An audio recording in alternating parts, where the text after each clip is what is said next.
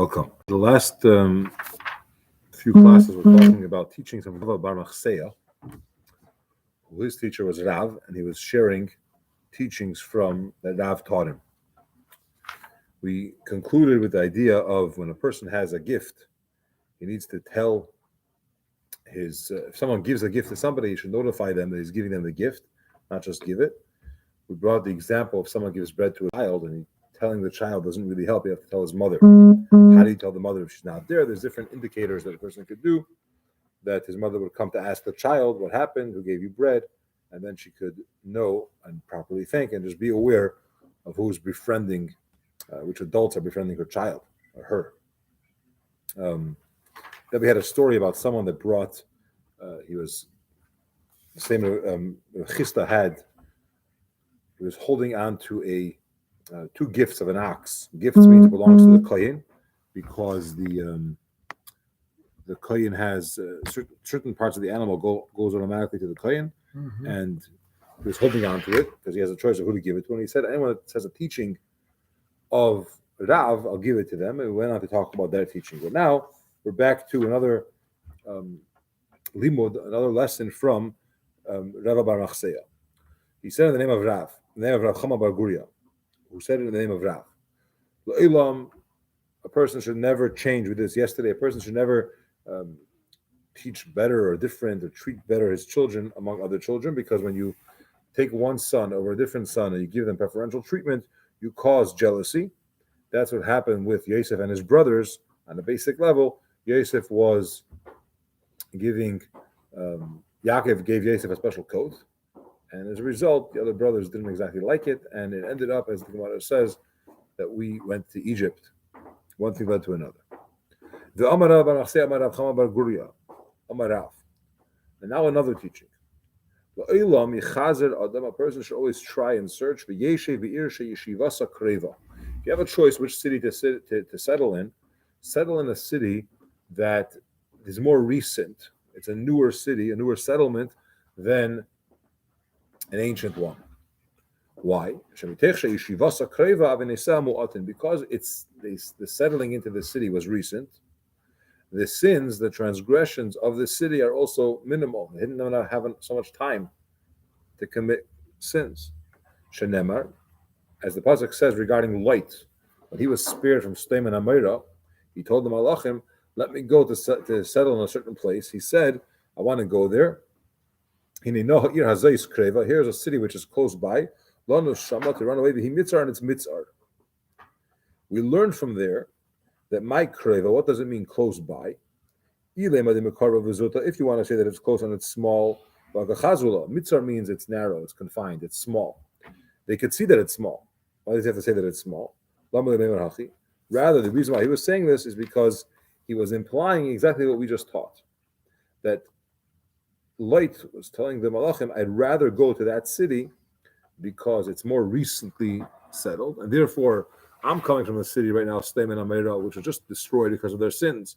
I'm looking to go to a city that perhaps, even if they're not perfect, they have less transgressions because they weren't around that long. Omar of Avin said, "My Kra'ah, what's the pasuk that proves this teaching? It says, I'll be saved and I'll run away to there. He says, please. Why does it say please? On the basic level, please means he's begging. But no is also Gematria 51. Chamshin v'chad. Sdoim is Gematria 52. 52. How's Sdoim 52? 60, 40. It's 104. Vishalvasa. Let's see. Okay,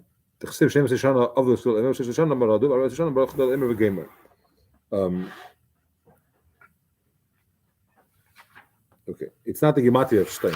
My mistake.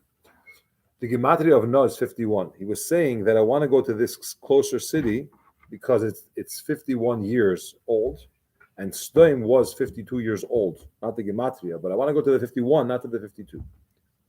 Because even that 1 year difference, they have less transgressions, less averes, than the 51st one.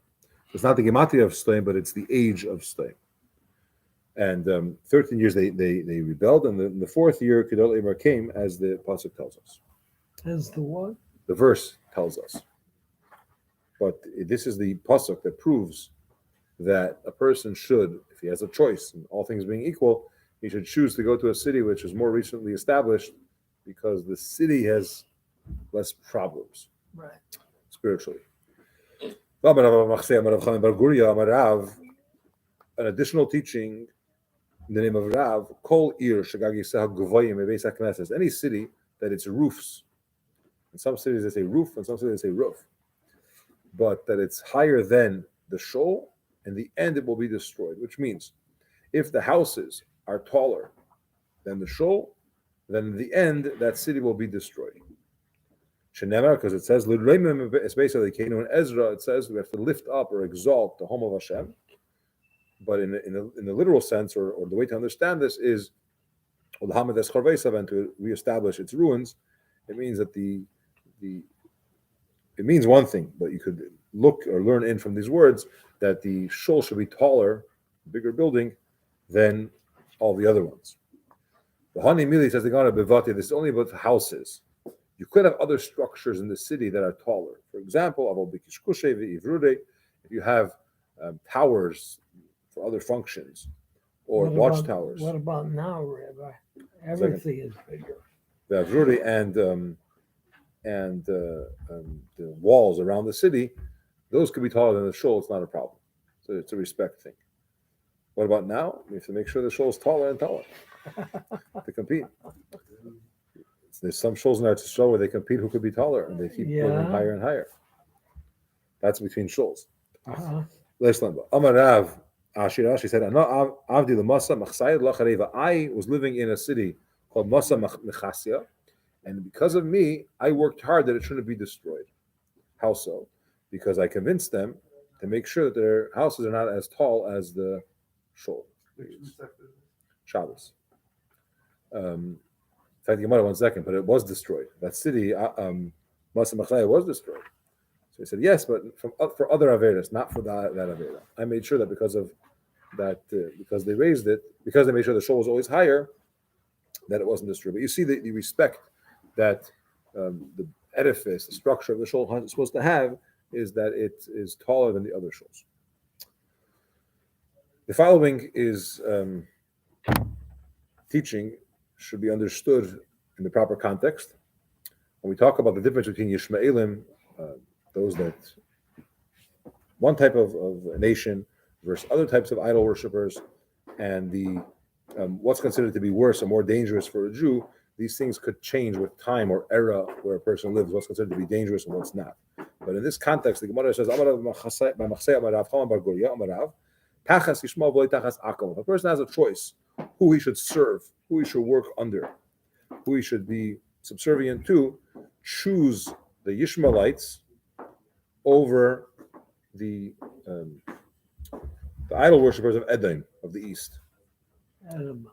Why? Then it goes further. The reason why is because they're less brutal, or they're nicer, is a better way to say it. If you have a choice between those from the east or from the nation of Chabar is a group of, it's a nation which was known to be very cruel, then choose Tachas Chabar, because at least it's better than those from the east, the idol worshippers from the east. If you have a choice, then do Chabar, but not under a Talmud Chacham. Certain scholars, they tend to be no nonsense, and sometimes it's hard to be in that setup. Then a person should choose to be under a Talmud Chacham, but not under a Yassim Almana, because when they get upset at them for not working properly, not doing what they have to do, Hashem listens to their feelings much quicker and stronger, as the Torah says. And there's the commentaries discuss even if they don't complain about it, but if it's bothering them, Hashem takes it seriously. Okay, we're going to stop here for the night. I'll just talk a few moments after the morning. Yeah, I just didn't want you to tell everyone. I didn't want you to say it. Oh, that's great. We go out to 5.